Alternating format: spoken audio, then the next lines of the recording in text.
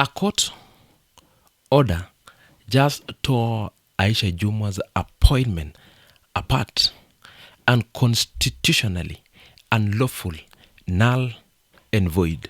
Not a technicality, not a grey area, a full judicial demolition of a state appointment, signed, gazetted, and handed to her by this very government.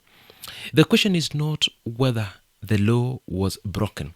The question is who broke it, who knew it, and are they still sitting in the same office today? On Wednesday, May 20th, 2026, Justice Bahati Mwamunye of Nairobi High Court declared the appointment of Aisha Jumwa Katana as the chairperson of Kenya Roads Board unconstitutional and unlawful.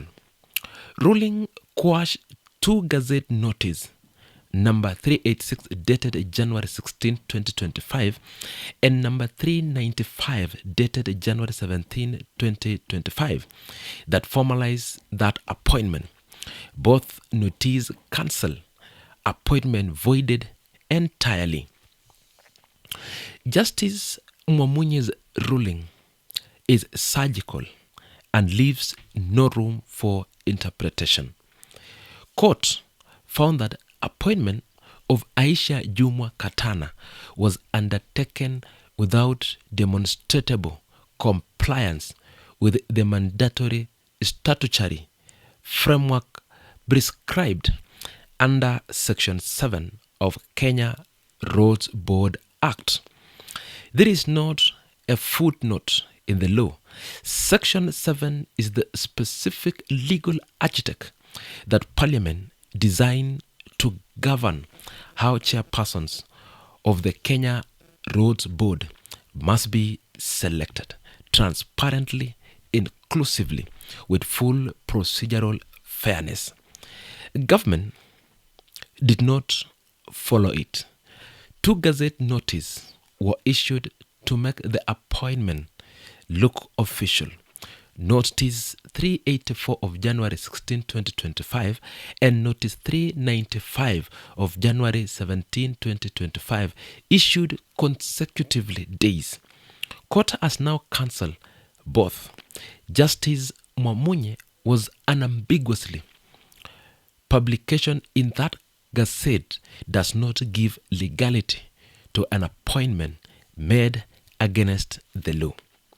Legality flows from fidelity to the Constitution and the enabling structure, not from a government printed and official signature. Rounding went further. Once illegality is established, the order to nullify it, not a matter of judicial discretion. It is mandatory. Appointment is void. It cannot produce lawful consequences. It never could from the very first day. Court has directed that any fresh appointment processes must strictly comply with Section 7 of the Kenya Roads Board Act, meeting constitutional imperatives of legality, transparency, accountability, inclusivity, and the procedural fairness.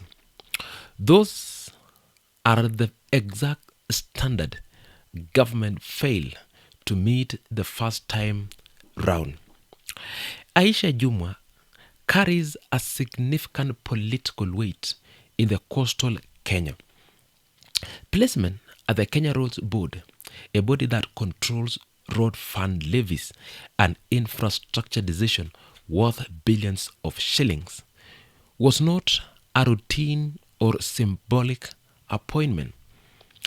Kenya Roads Board manage roads maintenance levy fund, channeling public money into roads construction and maintenance across every county in this country.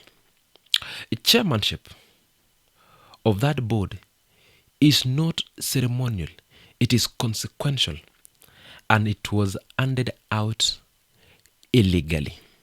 So if the government gazetted Aisha Jumwa's appointment across two separate notices on consecutive days in January 2025, knowing the statutory process under Section 7 had not been followed, then who in the appointing authority made that decision?